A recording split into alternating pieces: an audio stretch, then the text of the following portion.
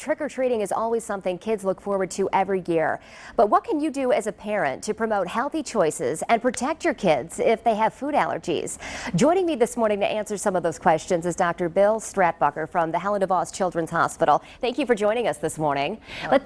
Let's tackle food allergies first. As a parent, do you need to take charge when it comes to food allergies, or is it something as the trick-or-treat house that you need to take charge of? What do you think about that? Yeah, well, I think that the parents are going to know for sure what their children can and can't have, and they need to know that people giving out candy or other treats tonight are really not going to be thinking about that. I think that in general they're going to have to watch out, see what their kids are, talk to them beforehand, make sure they don't eat along the way, along the trail, because it's dark, obviously, and then bring the treats home to see what they can and can't have. It's becoming more and more common. We see more kids with food allergies these days, don't we? Oh, certainly. I think that we're finding out more and more about allergies. There's still a lot we don't know as physicians, and we're trying as hard as we can to sort of pinpoint different ways that people can be healthy, and sometimes it's sometimes the food is what we're worried about.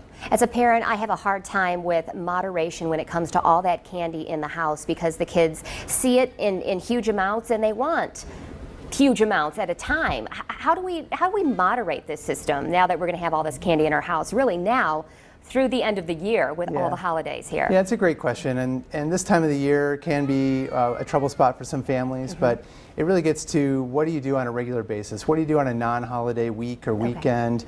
And if you're having healthy habits most of the year, that days like today can be a break from that. So that's kind of a nice way to look at it. Is it okay to give a piece of candy after a meal?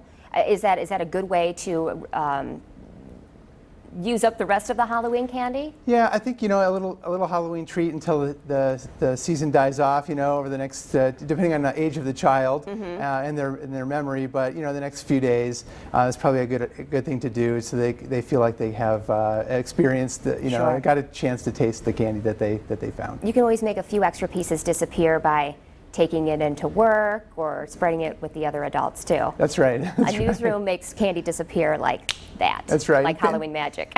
Yeah, and parents can buy it back from their kids too. That's kind of a new trend too. That something maybe a little bit healthier they can add into the mix to buy some back. All right. Thank you very much for joining us this morning.